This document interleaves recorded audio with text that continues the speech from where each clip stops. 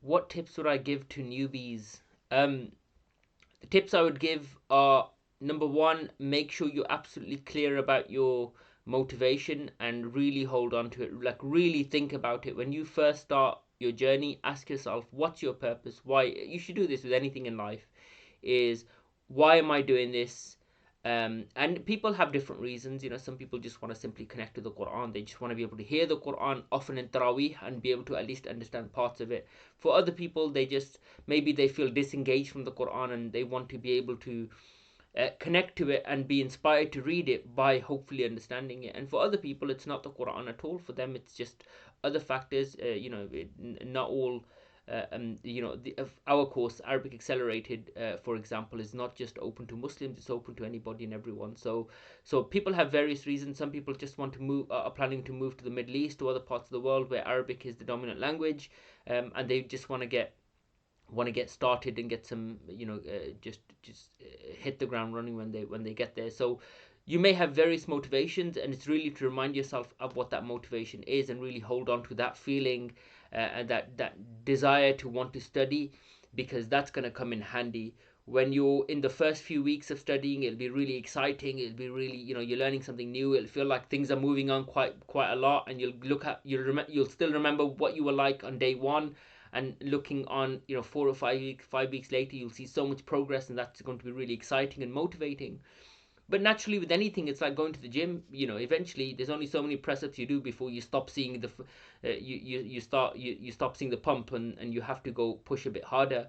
And when that happens, for some people you kind of just battle on, and it's fine. For others, it can be, you need that constant validation, that constant reminder. And that's where that inspiration comes in. That's where the purpose comes in. If you can just hold on to that and remind yourself of it every single time, then it'll carry you through every hurdle. And it will always feel like that motivation will be there, because you've really, you've held on to that motivation throughout your journey.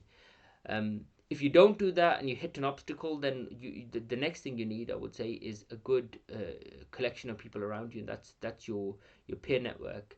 Make sure that you use the tools and the resources around you, and they are the people that is your absolutely most vital asset. It's the people around you. That's your teacher and your students, but actually primarily your students. That means you can, in a very safe environment, not feeling exposed if you go to the teacher, although you shouldn't feel like that. It's very natural to feel like that. um, you can ask those questions of fellow students, and you can kind of help them in their understanding, and thereby understand something better, and vice versa, where you can be the person that hasn't understood something, and someone can kind of help you along. So it's really having a strong network of people around you can support you on your journey, and really push you when times get difficult. And they'll be your lifelong friends. I mean, that's my experience anyway. Some of my closest friends are people that have been on this journey with me, and that's true for many of my students. They've created their own networks, and they've got friends for life, having studied by the sacred text syllabus and Arabic Accelerated.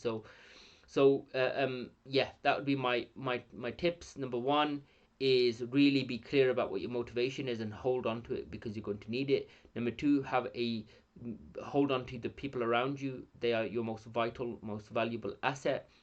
Number three, throw your all in, like really just throw all the chips in.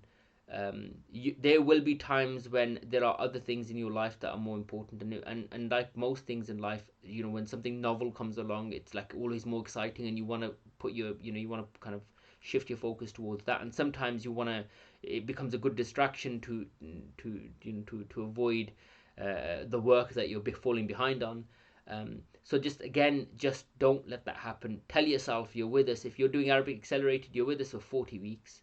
That 40 weeks is give it your all, absolute all, and I promise you, you will not look back. After those 40 weeks, you now have all the tools you need to be able to understand some basic text, to be able to listen to the Quran and start to understand it. You can start picking up vocabulary, which means you've got the grammar. It just becomes, you go from zero to suddenly feeling like you have the balls in your court. How much Arabic, how much Quran you understand is not in the hands of somebody else, and a decision that you're going to make in the future about about a certain class, so that you can achieve these goals. None of that. It means it's all in your hands. You decide. The more vocabulary you learn, the more you understand of the Quran. 40 weeks and you can achieve a lot as long as you invest in it. That means make sacrifices. Don't be afraid to make sacrifices. And when you make those sacrifices, you will appreciate it, because Imam Shafi'i once said, he said, if you don't give your all to knowledge, knowledge won't even give one portion of itself to you. So be somebody who completely submits to it. It's only 40 weeks of your life, and if you love it, immerse yourself. You've got other options, we've got other courses, you've got other organizations out there. And if you don't, and if it's not for you, then you have not wasted those 40 weeks. You've got 40 weeks of the fundamentals, the foundations of Arabic that will stay with you for the rest of your life. And then whenever you want to pick it up again, go for it. And if you ever want, if you just want to pick up one word a day or one word a week from the Quran, then you do that and you'll connect to the Quran, inshallah. So that would be my other tip. So I'm going to keep this fairly brief. So there's some tips to think about, inshallah. Assalamu alaikum wa rahmatullah.